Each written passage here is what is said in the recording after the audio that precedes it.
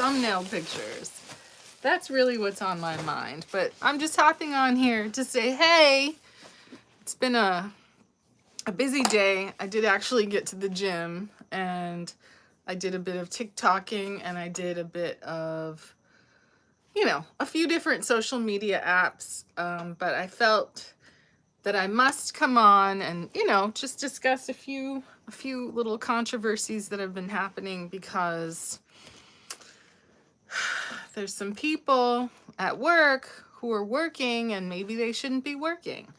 Do you think that people who are under active indictment, for unaliving people, do you think they should be able to go to work with other people who are still alive? Like, it seems a little risky. And again, they're not convicted, but the fact that they changed their name lets me know that they know that other people would be reluctant to have them near main cast, working with other actors. What if they get aggro at work and they flip out? Then, outside of the accessory to murder or manslaughter person who has to go to court tomorrow in downtown LA, there is someone who has been arrested for vandalism, has 3 active warrants, has been threatening Asian women on set. There have been private beware warnings circulating on Facebook, and he got wind of this, and just between yesterday and today, he has threatened one of the women who is simply sharing this information, letting other women know to be careful of this person. If you see him, call the cops. If you see him, don't talk to him, don't engage with him, because the dude tracks people down, finds out where they live, finds out where their family lives. He's been stalking. There are 3 active warrants. One is for property damage over $5,000. So what is that? That sounds like jail time to me. And, as I've run into various people that I know, ran into a friend of mine who's a comedian. He was saying that, someone kind of made something up about him and he had to go to prison, basically, for probably less than a year. And I have to tell you, he's a comedian, and I just know him, from acting sets and all of that. He seemed like he had been changed in a devastating way from having been incarcerated, which is what happened. So, you have a whole bunch of people who are roaming the streets, doing things to other people. But when accountability comes up, it's taken 6 months from when these 2 young women's bodies were dumped outside of 2 separate hospitals by allegedly men in masks who had removed the plates from a black Prius. Right? The accountability for that situation goes to court tomorrow. But in the meantime, one of the people who I know from working with him on, I guess it was Bones, which I think was that a CBS show? But I've known him for a long time. He's from Staten Island, friendly guy. It's alleged, but likely, that the deed was done by these people, and it led to 2 deaths. And should these people be going to work in a world of, it's very competitive to be cast to work on different movies and shows, but if you're a bad actor, if you're a risky person, it just seems unwise to take the stage name and not connect it to the ID and look at the, how there's a Carfax? People have a fax as well. And, this is one of the few professions where you can actually get on set with prison records. And, I'm not saying that people's lives should be over once they've been incarcerated, but if you're about to be incarcerated, maybe that's a time to press pause and let you stay home, because maybe you're not in a place where you can be around other people. This is my opinion. And definitely if you're threatening the people who are just putting your costumes on you, you got a 2-hour fitting and you're flipping out, following Asian women home and slashing tires and threatening their whole family, allegedly. This might not be the job for you. It's a social business. People need you to turn up when it's 4 o'clock in the morning, you're in the dark, you can barely see, you don't know anyone. You're supposed to just show up, do your thing, show out, and cut out, and that's that. There's no room, no one has time for the acting out and the acting up and the stalking and the whole threats and the whole thing. And it's like, there are people who are smoking meth and going to work. There are people who their minds are not right and they're going to work. And you know, I'm just suggesting that this has become a crisis, right? Crisis if there's someone connected to murders. There's a crisis if there's someone who's connected to vandalism and multiple warrants. And that maybe it's time for the union or production or casting companies or somebody to step up before this escalates, because it feels like these people have a little bit too much leisure time for partying and victimizing and focusing violence on women. You know, it's a red alert situation. That's what I feel. Feel free to let me know what you think, but I don't know. You know, people can seem so nice and they know how to act nice and be charming and all of that, but when it comes down to it, they if it's going to be you or them, they want it to be them. They want their way, and they want to you know, just create a lot of problems and drama where there shouldn't be any, right? Their work as actors is to be an actor. Be an actor. Act. There's no room for all this other drama, right? That you just want to go to a party at a warehouse and meet people and party. You want to get home after a night out. That it's just not acceptable for people to deprive anyone of their life, their health, their safety. And I mean, I suppose in court, I'll be certainly staying tuned to what happens in that court case, because there has been zero discussion of what happened with toxicology and rape kit. Neighbors reported that they had heard hours and hours of moaning and pain. No one called the cops. But then, you know, two young women get their bodies dumped at separate hospitals at like 5 in the afternoon. So timeline. Going out at night. What is that? 10 o'clock, midnight? 1 o'clock in the morning? Cell phone. Trying to get an Uber. Never made it into the Uber. 5 o'clock in the afternoon the next day. That's a lot of time. And moaning all night.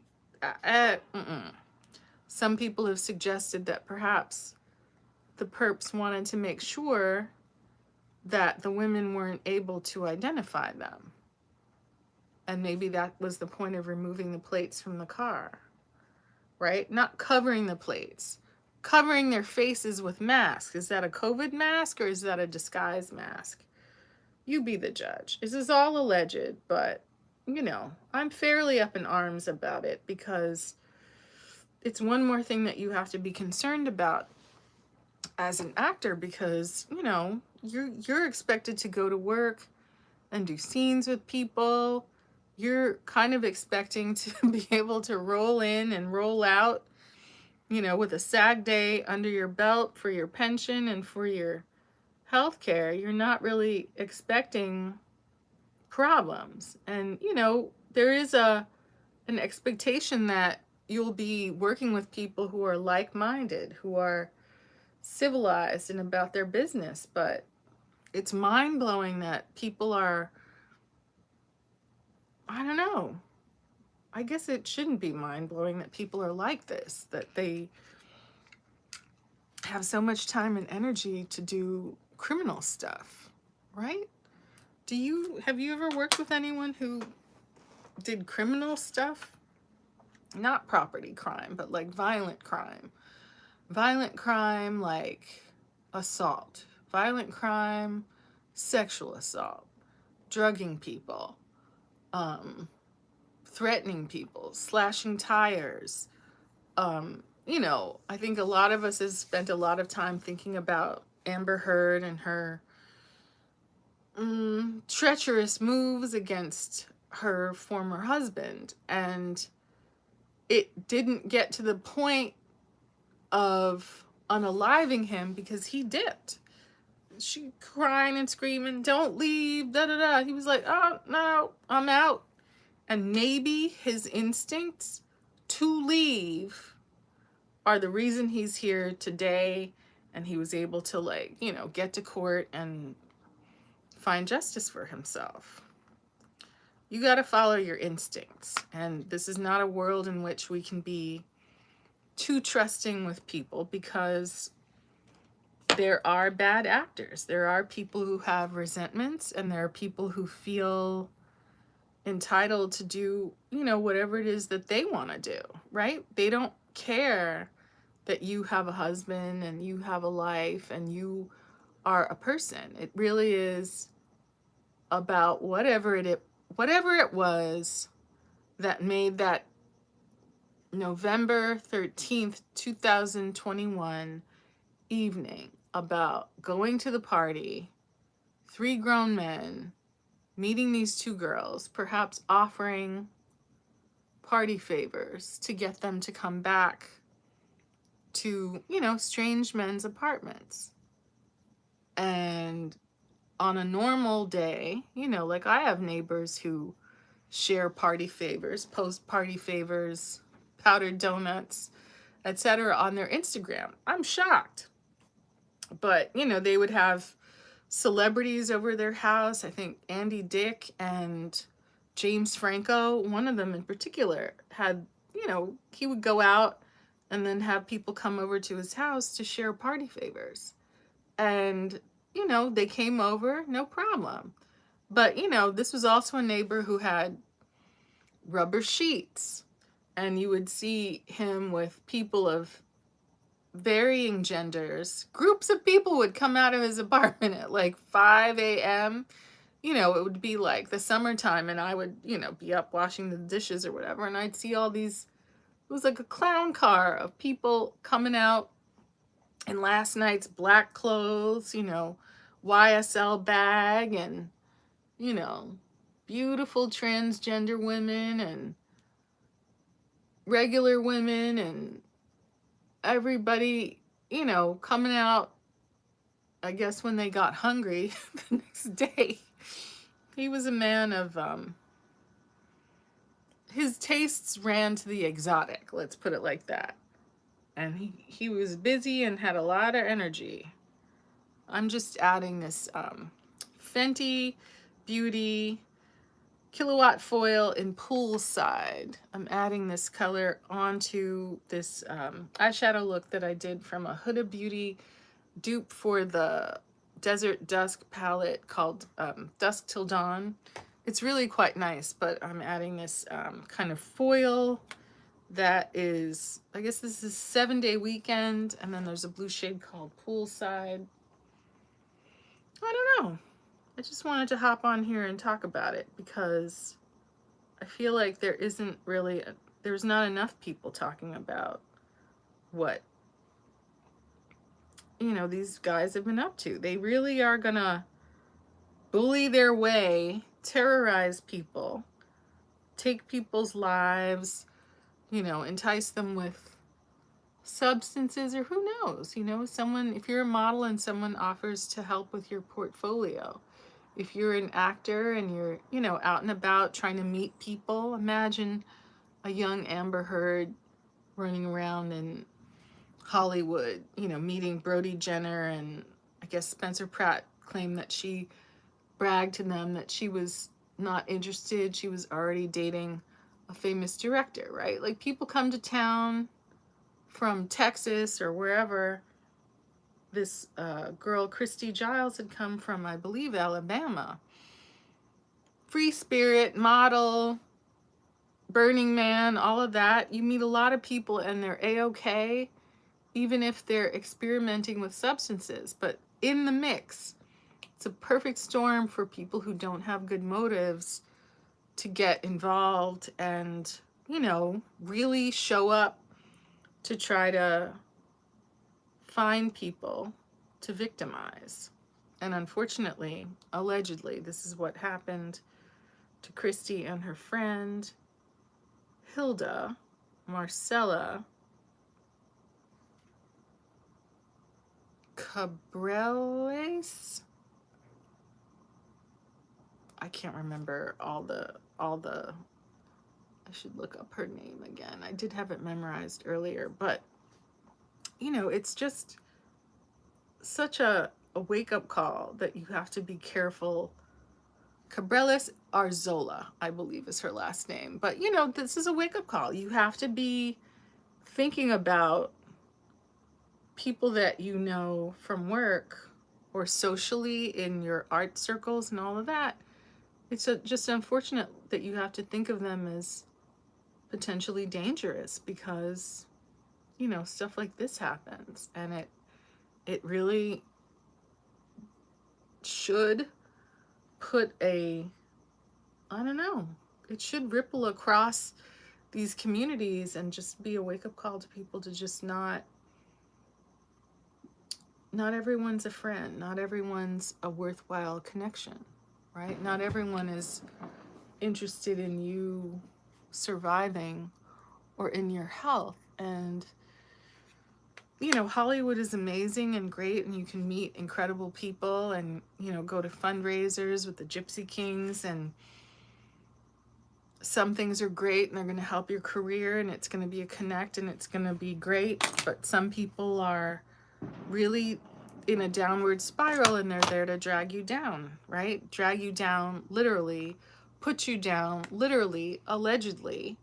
And then these other folks, you know, run into them at work and you won't be thinking anything of it. But, you know, you're headed home and there they are behind your car, following you into your garage, slashing your tires, trying to make you afraid to, like, leave your house. It's so unnecessary. But, you know, it's like that movie, The Joker, right? What happened to these people to make them the way that they have become? Why do they decide? It's not like they're seeking out grown men for their antics. They're preying upon people that they think are weaker than them, right? They're counting on the idea that women aren't going to come out of their house when their tires have been slashed. The women aren't going to come out and, like, hit them over the head with a club. And, you know, it's interesting because the warnings about the tire slasher vandal have been shared by women. And he's been targeting women, and especially in the Asian community. And I haven't seen a concerted effort by men in the Asian community or men in general who may know this person or work with them. I haven't really seen a concerted effort to solve this problem. There's been some private direct messages that I've received by people, you know, asking questions, but it's not like they've been getting together to give him a visit. And maybe no one knows this guy. Who knows? But it's a dangerous situation. And, you know, if I can signal boost this warning and just say, look, this is not nothing. It's not an insignificant pattern of behavior. It's not an insignificant threat, because as we know from the news, there are people who get off on terrorizing large groups of people. And maybe this is his lane, right? To insinuate himself onto productions that, you know, there are protocols, there's all kinds of security to get on studio lots. There's all kinds of security posted around sets, but usually it's chill and there's not really a problem unless there's like a property crime or somebody who's on drugs or whatever. But that kind of crime that is about violence, insanity, you know, forcing people to do stuff against their will, drugging people, abduction, that doesn't necessarily evolve out of being on set. But once you have people who are bad actors like that, they do these things and then come to set either to locate more victims, to seem more credible because they're getting cast in acting roles. They're not just saying they're actors, but if you look them up on IMDb, they look like a real credible person. It's that kind of, that's the con part of crime, right? People want to act like they're normal, act like they're, you know, on a certain level worth knowing, when that's absolutely not true. That, you know, you don't necessarily spend all your time wanting to be judgmental about people that you meet, but, you know, at the end of the day, families are having to go to court tomorrow to hear about the dastardly things that, you know, these people that tried to come across as, these men that tried to come across as decent guys to party with, put their children in the ground. And this is 24 years old, 26 years old, model, architect, you know, with families that cared about them, right? And this probably isn't the first time that they've gone out in Hollywood or Los Angeles to party, and it's been fine. It's been great. It's been next level. But then you run into the wrong people, and the wrong people, whatever is going on in their lives, they want to take it out on you. And that's the really scary part of it. It's like you can extrapolate this behavior into so many things, whether it was about trafficking, perhaps, right? The unaliving situation, whether it was about drug dealing or,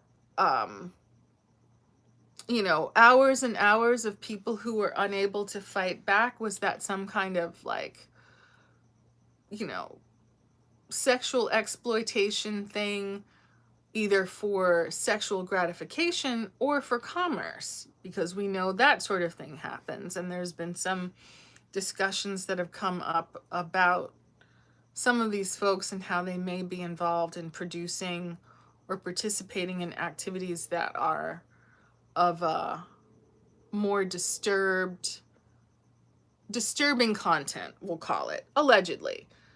All of these things are quite possible because, again, it's one thing to encounter people in public on set, but often they'll use that as a jumping off, or on at a party, right?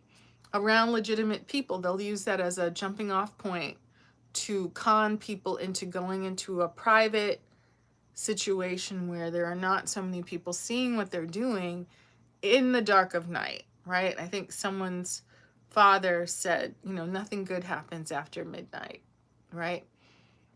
Midnight is when a lot of, you know, sort of social businesses, bars, parties close in LA. You have to go to the private places, the mansion parties, after hours, warehouse parties, right? If you want to be up all night, if you have that kind of energy, either yourself or from indulging in substances, you would think that having a friend with you would protect you. But if it's 2 against 3, it's a different ball game. And dancing and having your photograph taken, we've all done it, and it hasn't cost us our health, our safety, or our lives. And that, you know, that the district attorney has found, you know, going back to 2012, 2013 incidents and accusations. There's been a lot online. Some of these are also indictments for one of the main characters in this situation that'll be in court tomorrow. I'll do a little update tomorrow, but I just wanted to touch base and talk about you know, just this con where you think if you're in social situations with people or if you're at work with people that you can assume on any level that they're okay. And maybe that's far for me to go, but you know, I've certainly seen enough and heard of enough incidents and you know, have worked with people who have been in prison for narcotics and working with other people who, you know, made a lot of connections and bank from narcotics. And it's not the business of drug dealing itself, it's the mentality of control. If you can imagine what it takes to share drugs, sell drugs, deal drugs on a kingpin scale to people whose lives you've destroyed and make money from it. I don't know what that is exactly. I've only seen movies like New Jack City where Chris Rock was playing like a crackhead, but I think on a certain level it's the essence of capitalism. Exploitation of people to the point of destroying them. And I believe if you have a taste for doing that and you don't see a problem with doing that, if your attitude is that if they don't buy it from you, they'll buy it from someone else, and it's often you're dealing to your own people, or somehow in your mind you've separated yourself from them, that they're addicts and you're not, or, you know, I'm thinking of someone in particular, he was as well. It's a psychology and a dark mind that I'm unfamiliar with. And it's shocking to know that you're in close proximity with these people because of work. I didn't know this person I worked for several seasons of a show had been a drug dealer. I knew he had an alcohol problem. I knew he had a powder donut problem. I didn't know he was slinging, right? I knew that there were other people in the office on that staff who had gone to jail for crack dealing. You know, there were all these things about they couldn't leave the country because I think you can't leave the country for like 10 or 20 years. I don't know. How would I know? But, you know, being around these people enough and listening to their stories, listening to their attitudes about women, working around people who'd be in meetings with these people and literally removing their undergarments in the meetings, you're like, what's going on? You'd have to be on drugs or somehow of a mind where you're begging for someone who is used to exploiting people to exploit you, to do that kind of thing. And those are the dynamics that we encounter working in Hollywood. And it's alarming. It's something to be aware of. We're going to see if justice gets served tomorrow, but there's a suggestion of a whole host of dark dynamics that are about money, about drugs, about sex, about control, whether that's incel behavior that resents beautiful young women for not being interested in them without them offering substances, powdered donuts, work opportunity, photograph, you know, whatever it is that they use to entice these women, one of whom was married, the other one was an architect. However they game these women to get into a private situation with them, it turned out terrible in the worst possible way. And it's not only a tragedy, but it's a wake-up call, right? You cannot think that people who do bad things are not going to do it again. And you can't think they're not going to do it to you. So whoever this fake name person is who's indicted for tomorrow, and whoever this other person is who's got 3 warrants and is escalating his threats, it's not like he's chilling out and saying he's sorry. Oh no. He's doing more and more and more and more. He needs more victims, more people to track down and terrorize in the middle of the night, destroy their property. And he's going to keep changing his name and hopping from place to place because he don't want a real job. He wants to play around at being an actor with genteel gentle people who are not going to give him the discipline that he seems to require. But hopefully there will be movement that will get the sheriff and the LAPD to get their hands on him, and no amount of fake names are hopefully going to keep these people away from justice, because we hear a lot about false imprisonment and trumped up charges and all of that, but I believe that these two gentlemen who've been making up false names, I have a sense that they're guilty, allegedly, in my opinion. And if that's the case, no matter how personable or good looking or what the IMDb looks like, they need to be corrected in a facility, right? And even that might not fix the problem, because psychologically, you have to be of the mind that other people and their lives and their safety, it's not as valuable as yours. And that we have to confront the fact that these people, some of them get pleasure out of destroying. They get pleasure out of tricking. They get pleasure out of poisoning. They get pleasure and money out of exploiting. And that is, it's a reality, right? Whether you call it being a scammer or a criminal or a misogynist or a drug dealer or a pornographer or whatever it is, a sociopath, a psychopath, we have to open our eyes and remember this is real, and it's here. It is present. It's at the party. It's at the work site. It's at the grocery store. It's down the block. It's in the apartment building. Whatever has happened to these people to make them the way that they are, whatever the profit motive is, whatever if it happened to me, I'm going to do it to you, whatever that is, just beware. And if I can amplify nothing else, let me share the message of this is real, it's happening. There's court tomorrow for one, there's warrants for the other one, but they're going to make up fake names, stage names, SAG names, so that they can keep going to work and taking jobs from non-criminal people, and they're going to act as if they ain't do it. And you need to know, and I hope I've informed you, and I will see you on the next, live, or hopefully I'll be doing edited videos to talk about, I hate to say it, this world of true crime that isn't going away anytime soon. So be safe, exercise street smarts, stay informed, stay in dialogue, and be careful. Exercise extreme caution with even the nicest seeming, most charming person, because you never know until you know, right?